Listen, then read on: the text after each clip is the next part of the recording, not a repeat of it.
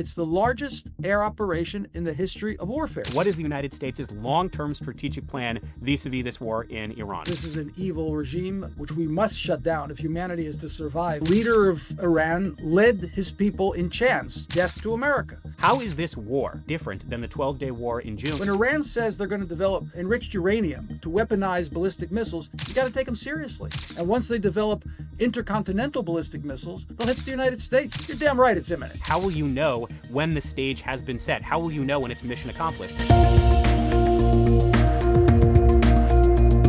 And welcome back to The Brief. We are joined today by Yechiel Leiter. Ambassador Yechiel Leiter is Israel's ambassador to the United States. As you can imagine, he's been a little busy the last few days. Ambassador, thank you so much for joining us.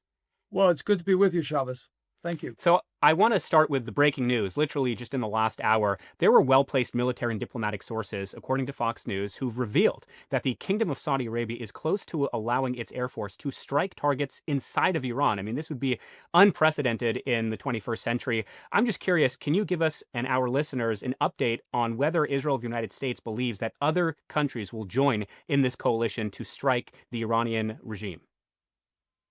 Well, I can't tell you if Saudi Arabia is on the verge of attacking Iran directly. I know one thing, that Saudi Arabia was attacked directly by Iran. And Iran has attacked not only Saudi Arabia, but Qatar, the United Arab Emirates, Jordan, and Bahrain, and Europe. They actually hit Cyprus with ballistic missiles, and they have the capability of reaching Germany. So this is what we warned about for many years. Their attainment of ballistic missiles is a threat as large as their potential attainment of nuclear weapons, because when they use these ballistic missiles in large numbers, they can overwhelm missile defense systems. That's what they're trying to do. That was part of their game plan. And that's what we're trying to shut down now, which we must shut down if humanity is to survive, because this is an evil regime that has no compunctions about killing innocent people. We saw what they did to their own people. But it's an important question you ask about Saudi Arabia, because many people have posed the question, why would Iran do this? Why would they suddenly, shoot at their Arab neighbors, not just at Israel, the United States? And I think there's two answers to it. Number one, the chain of command is beginning to break down within the security edifice in Iran, because when you take out the heads of command, it's very difficult to get messages down or orders down throughout the system. And remember that in the first 40 seconds of this operation, we took out 40 of the leaders. We took out more over the past 3.5 days. We're taking out more today, and we're persisting in that goal. So we're seeing cracks in the system. This is very important to see this whole apparatus come apart. But there's another reason as well, and that's that murderers don't think rationally. And people are surprised by why would they fire missiles into their neighbors? Well, because murderers lie, as they were doing through the negotiations, and because murderers don't always think rationally.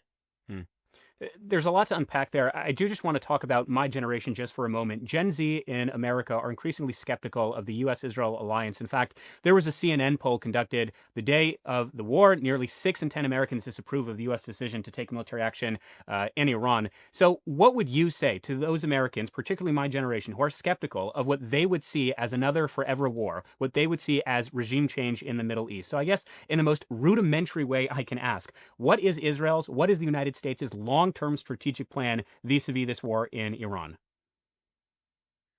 Well, there are a few things to unpack in your question.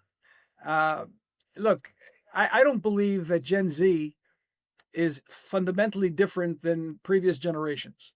Yes, they have to contend with news that's conveyed in split seconds in the digital age.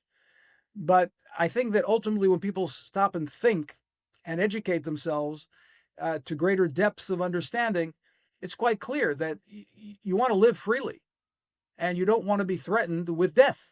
It's just elementary. Iran chants, the leader of Iran led his people in chants, death to America. Now, one thing that the Jewish people have learned since the Holocaust is that when somebody says they intend to kill you, you might take them seriously. It's a good idea to take them seriously. We didn't take Hitler seriously, and we lost a third of our people. And the world was thrust into a world war in which 65 million people were killed. When Iran says they're going to develop enriched uranium to weaponize ballistic missiles, you got to take them seriously. And now they proved how much we have to take them seriously. They shot missiles at Cyprus, for crying out loud. They can shoot the rest of Europe with their ballistic missiles. And once they develop intercontinental ballistic missiles, they'll hit the United States. They're not going to hit China. So Gen Z, just let's look at the facts. Let's stop and think for a moment. Let's move the digital age aside for a moment. Let's look at the facts. You want to live freely and peacefully in the United States of America. There are people who want to prevent you from doing that. And they began with Israel, but they don't end with Israel. Jews have been the canary in the coal mine, like anti-Semitism. It starts with us, it doesn't end with us. So look, there is and here's the longer answer, okay? I'll try to be short. There's a contest within Islam over whether or not to accommodate Judeo-Christian civilization, the West, what we call the West, okay? Now, they have they're in a dilemma. They're having a debate. In 2020, in President Trump's first term, he created the Abraham Accords 1.0. What were the Abraham Accords? The Abraham Accords were moderate Islam saying we're ready to reform and live side by side with Western civilization. The result of that was that the extremists, the Islamists, who said, no, we go back to the source, to our fundamentalist understanding of Islam, we have to dominate the world. Okay, it's hard for us to understand, for my kids and my grandkids to understand that there's an ism that can really believe in dominating the world. I grew up in a world where there was a different ism. It was called communism, which set out to dominate the world. Well, Islamism believes they have to dominate the world. So if you're married to that idea that everybody has to sign on to Islamism, then the first thing you're going to do is destroy Israel, because Israel is this Judeo-Christian transplant in the heart of Islam. And if you're going to accommodate Judeo-Christian civilization, if you're going to accommodate the West, the first thing you're going to do is accommodate Israel, because it's that transplant in the West. So that was the essence of the Abraham Accords. Iran saw this coming. They saw more Arab Muslim countries aligning themselves with Western civilization, with Israel, and they said this has to stop. So they created this ring of fire around Israel to try to destroy us. On October 7th, Sinwar jumped the gun, but he was part of a much larger plan where the Houthis and the Hezbollah and the Assad regime and the Hamas and the Hezbollah Iraq would all attack Israel at the same time, while ballistic missiles from Iran came raining down in the middle of the country. That plan was foiled, and we are in that battle right now to destroy the head of the snake, the evil regime that planned this attempt to eliminate all of Israel. And the United States is defending itself, not Israel. I mean, President Trump just said this morning, he said, it wasn't Prime Minister Netanyahu who pushed me, it was maybe myself who pushed Prime Minister Netanyahu. President Trump has taken the lead. And, this nonsense that I see on social media sometimes about Prime Minister Netanyahu schlepping. I don't know, does everybody know that expression, schlepping? It means to drag, it means to drag somebody. I've been at dozens of meetings with President Trump. I've never seen him wear a sign on his forehead which says, I'm here for the dragging. I mean, what an insulting way of relating to President Trump. He's not for the dragging, he's for the leading. And he has led the world in this battle against evil. Chancellor Merz, who's visiting the White House now, just said a few weeks ago that Israel is doing the dirty work for the free world. Well, right now, Israel is aligned with the President of the United States, the leader of the free world, to keep the world free. So let's talk about President Trump then, just briefly. This is where I think some of the misinformation lies. In June of 2025, President Trump launches Operation Midnight Hammer, right? He targets 3 main Iranian nuclear facilities, Fordow, Natanz, Isfahan. So just explain and educate to myself and to our viewers. How is this war being fought against Iran now? How is that different than the 12-day war in June if Trump himself noted that the nuclear sites were obliterated? So why do we need to go back into Iran? Just educate our viewers why it's different. Sure. Well, President Trump wisely said at the time that if they try to reconstitute after we've destroyed these 3 sites, we're going to have to go back in again. I mean, he repeated this time and again. If they didn't get the message in the 12-day war, they're going to get the message. They're getting the message now. Khamenei is, what he calls heaven with 72 versions. Good luck to him. And all the rest of his crew that have spread mayhem, death, and destruction around the world. What they immediately tried to do after what they were doing functionally after the 12-day war was reconstituting their enrichment program. And anybody who saw Hannity last night saw Special Envoy Steve Witkoff reveal what we've known now for many months. And that is that the Iranians actually told him in the first meeting. They said unequivocally, we've got 642 kilograms of enriched uranium, and we can race out at 60%. Now, when you have 60% enriched uranium, it takes a week to move that to 90%, which is weapons grade. Okay, people have to understand that. And I'll tell you something, Gen Z can understand that better than my generation because they understand numbers and arithmetic. This goes very quickly. Okay, it's like a digital message from 60% to 90% in weapons grade takes a week. Okay, they had enough for 11 bombs. 642 kilograms is 11 bombs. Now they could do that in a week. Now tell me that's not imminent. But at the same time, we see that they continue to develop at a faster pace their ballistic missiles. They were actually producing 100 ballistic missiles a month, and the intention was to produce 300 ballistic missiles a month. Wow. Now imagine that the ballistic missiles that just hit the Emirates, okay, the airport in Dubai, okay, a shopping center in Bahrain, a hotel in Manama, Saudi Arabia bases, Jordan, Cyprus. If all of these missiles that they fired at these countries had nuclear-tipped warheads, imagine where we'd be today. Nobody would be saying, "Why did we act so quickly?" Everybody would say, "Why didn't we act earlier?" So now the question is, was it imminent or not? You're damn right it's imminent. When you have a country that's married to the idea of taking over the world and disrupting anybody who lives in a liberal democracy and wants to destroy the West, then you better take it seriously. That's what they had in mind, and that's what they educated their population. And the difference here between this war and previous wars in the Middle East, like Iraq and Afghanistan, which is, of course, rightfully of concern to your generation, Shabbos, is that there is no comparison. There's no intention here to use boots on the ground. And the most important difference is that here we're talking about 80% of the population of Iranians are opposed to this regime. So now it's just a matter of setting the stage for these people to rise up and take responsibility for their country. That wasn't the case in Iraq. It was a very divided country between the Sunni and the Shia, and they had a tremendous issue there. It was also, by the way, uprooted. Any attempts to make change, it was uprooted by whom? By Iran. Right? Who thwarted the efforts of the United States in Iraq and Afghanistan? Who blew up American soldiers and sent them back in body bags? Iran. They created the IEDs, the roadside bombs. The maimed and murdered American soldiers were actually the products of Iranian violence and roadside bombs. So taking out Iran now, taking out this government, not the Iranian people. The Iranian people want change. We saw what happened last month.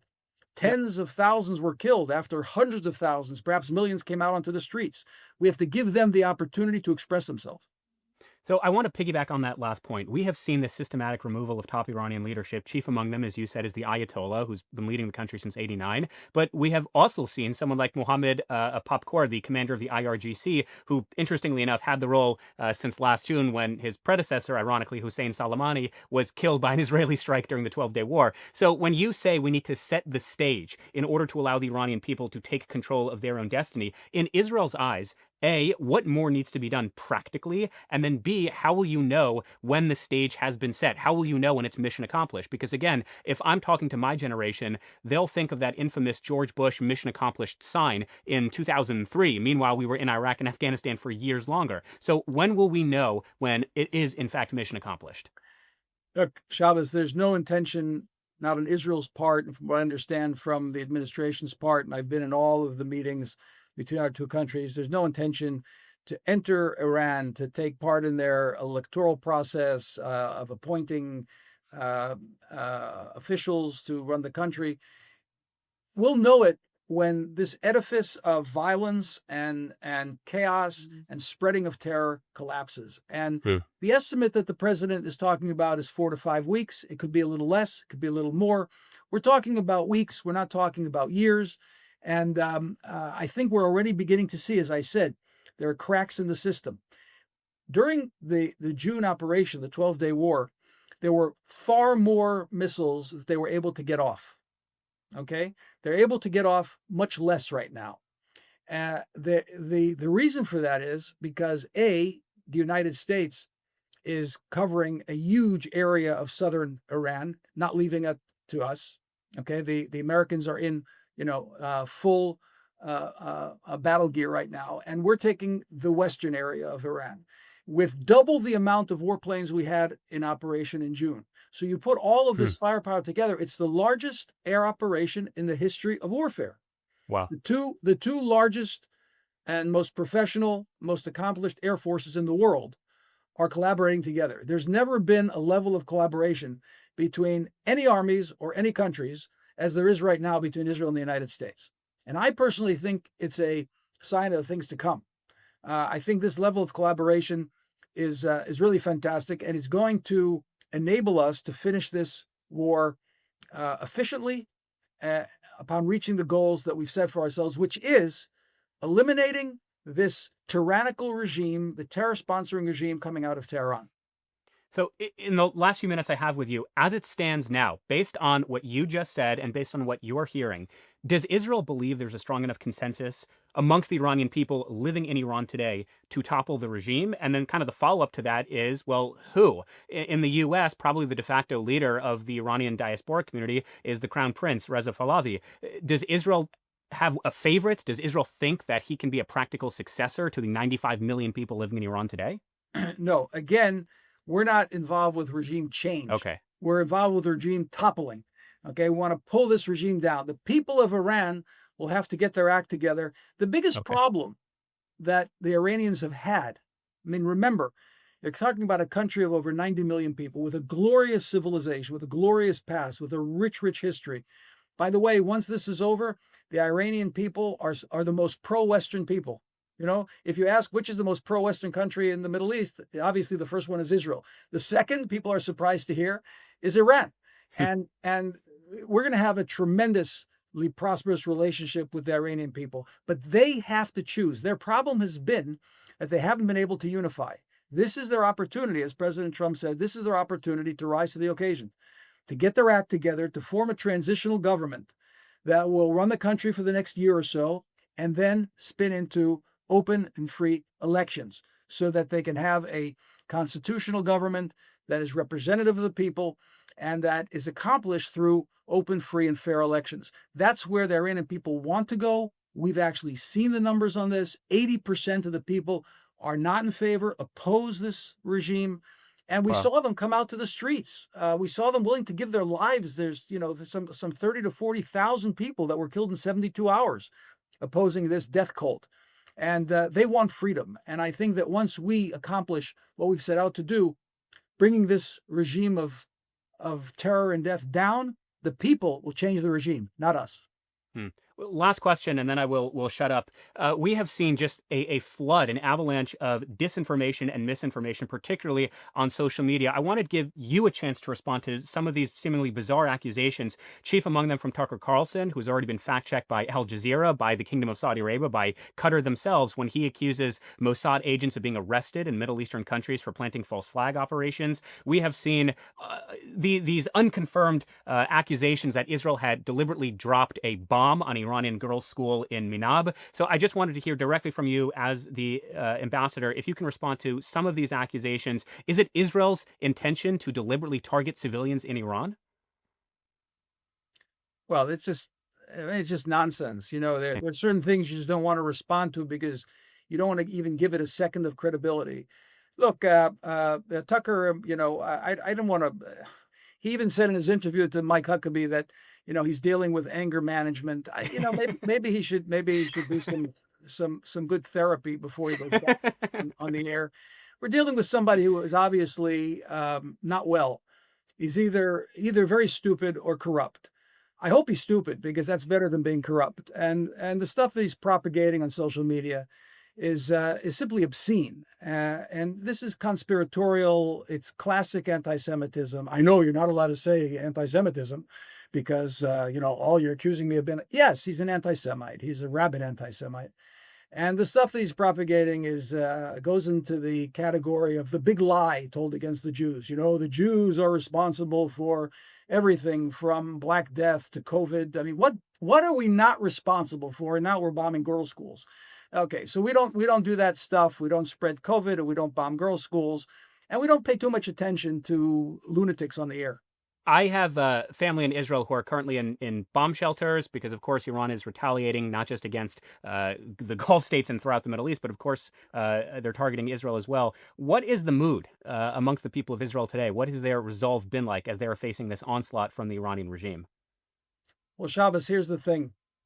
We're celebrating Purim today. Purim is a holiday which celebrates the victory over a tyrannical regime in Persia 2,500 years ago that was intent on destroying the Jewish people. And many people gave up hope 2,500 years ago. And we went through 2.5 millennia of suffering, of persecution. Nobody ever thought we'd come back to the land of Israel. We've come back, and that fills our veins with promise and confidence in the future. So we're going to get through this, even if we have to spend long hours in bomb shelters. We're very resilient. We've suffered loss. I personally suffered the loss of my oldest son, who actually led forces into Gaza against Hamas. But we come through. We know what they sacrificed, these soldiers of ours gave their lives for. We know that this is part of writing Jewish history. We're confident in the future, and we're going to come through this and make the world a better place to live in. That's what our job is, making the world a better place to live in. That's what our contribution is to humanity, as people, as individuals throughout history, and as a state. And people come to understand the uniqueness of the state of Israel in the heartland of the Middle East, spreading democracy, spreading liberal ideas, spreading the ultimate goal of shalom, of peace. You know, to your point, we may not be able to say anti-Semitism, but we can certainly say God. And I've personally, as a Jew in the United States, I've seen the hand of God at play, and your son's memory should be a blessing. I want to thank you not just for making the time today, but for everything that you, the Prime Minister, the President, and really the state of Israel have been doing, not only to beat back Islamists and this regime that you've been describing, but to also advance Judeo-Christian values, advance the message of Western civilization. So God bless. I'm wishing you a happy, a healthy, and a safe Purim, and hope to speak with you soon. Thank you, Shabbos. The best to you and yours. Well, thank you so much for watching. Make sure to like and subscribe. If you have any questions, comments, or if you want to see a particular topic addressed, make sure to put it down in the comments, and feel free to keep the conversation going through all of your questions or yellings or rants. Find me on social media. Just type in Shabbos Kestenbaum. You're not going to find many other Shabbos Kestenbaums, and I'm looking forward to speaking with you all very soon.